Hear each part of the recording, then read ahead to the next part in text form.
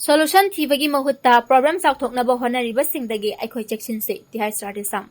problem khudimaki solution lay adabu solution Thibagi Mahutta problem Chaothoknaba Hotnariba miyosing lamdamsida laytaba nate masidagi Eikhoi Cheksina layba tangai fate haina ngarang hairok SC gi manungchanna layba langmaithekta MLA local area development fund gi nauna saba public community hall ama sangabagi thoramda chief guest oina saruk yakiba hairok assembly constituency gi MLA Radheshyam na phongdokhibani MLA na makata na phongdokhibada hauzik lamdamsida thokleba lana sina mipum khodimak kham thengna wanare amadi lamdamsida ingna chikna hanjinba ngamdana layriba ase Eikhoi punna kari tawraga ingna chikna layba lamdam ama oinaba solution thiminasi haiki amasung hairo SC gi chawkhat khongthang gi matangda MLA na makata araduna haikibada langmaithet ase yamna fajaba tourism oina semgatnaba wari kupna khanaragani amadi ngarang sangakhiba community hall asi khaktanatana hairo SC da asigumba kaya amasung saba loire salungfamda ama kakmayaida ama amadi bengi da ama amasung pesida ama hairibasing asisu saba losilaklabani haike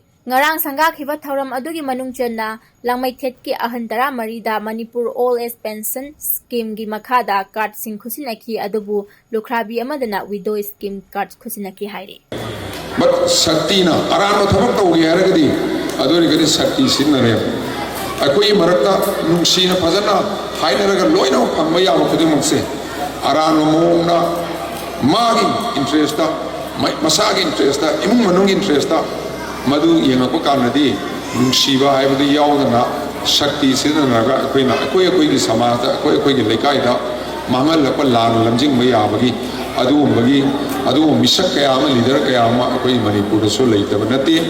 aina appeal tawjining madi akoi masen amaga chingkanaba amaga hunaba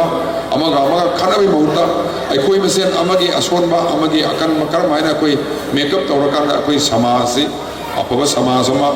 akoi lamaitesi afaba lamaithet ama hairo kendra manna phairi phaba phairi chawkhatpa pungangama kamaina ohinsige hairom da khanna minaraga akoi mang thana chat